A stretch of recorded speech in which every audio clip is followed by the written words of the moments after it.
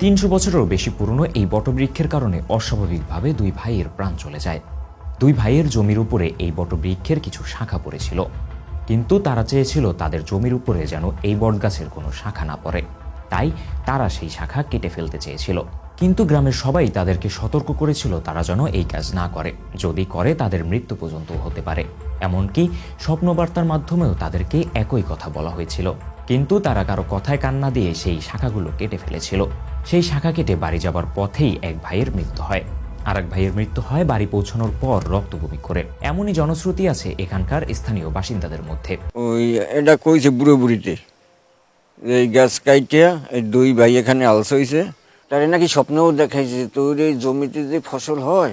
IPhone সহ সকল মোবাইলের সমস্যার সমাধান রয়েছে বরিশাল মিরাজ টেলিকমে। ওই গাছের তলায়ও হবে, কিন্তু তুই এই গাছ কাটিস না। তবুও সে কাটছে, কাটার পরে সে ওই জায়গায় বইয়ে একজন মারা গেছে আর একজন বাড়ি দিয়ে বমি করে মারা গেছে।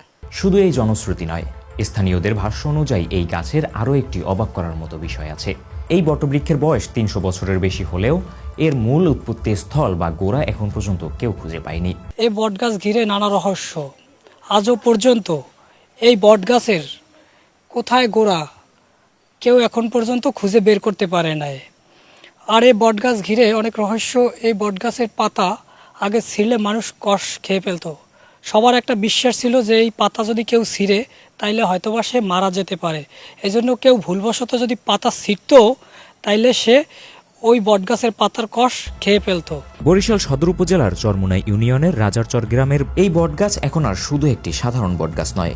এই বটগাছকে ঘিরেই তৈরি হয়েছে মন্দির, যেখানে প্রায় সারা বছরই পূজা পার্বণ হয়ে থাকে। তা লোকে মুখে শোনা যায় এটার বয়স 400-500 বছর হয়েছে।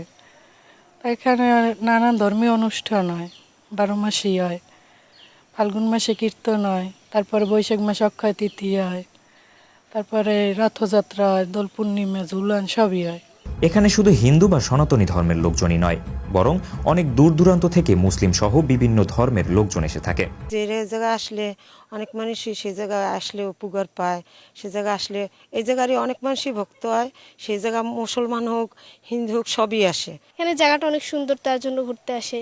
আসছিলাম 2বার, এটা নিয়ে 3বার আসছি। খুবই ভালো লাগে জায়গাটা, শুনছি অনেক মানুষ আসে এখানে। হিন্দু মুসলিম সহ বিভিন্ন ধর্মের লোকজন বিশ্বাস করেন কোনো মনের আশা নিয়ে এখানে মানত করলে সেই আশা নাকি পূরণ হয়। যে জায়গার যে ধর্ম সেইটাই তারা পালন করে। আমরাও মুসলমান হিসেবে আমরাও আসি, আমরাও যেটা বলি যে এই জিনিসটা এই জায়গায় দিলে আল্লাহ পাক আমাকেও দেয় যে সব কিছুরই সমাধান পাই, এর লেগে আমরাও এই জায়গায় আসি।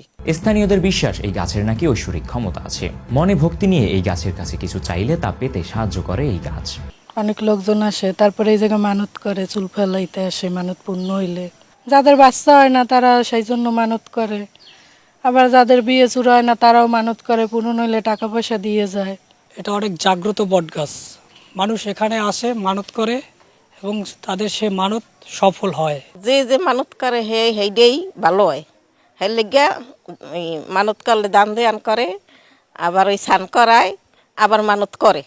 একজনের তা হইনা 5 জনে করে। এই বটবৃক্ষকে ঘিরে এত ভক্তি শ্রদ্ধার অন্যতম একটি কারণ হলো এর আকার আকৃতি। এর আকার এতটাই বিশাল, পুরো একটি এলাকা ছেয়ে আছে এর ডালপালা এবং শাখামূল।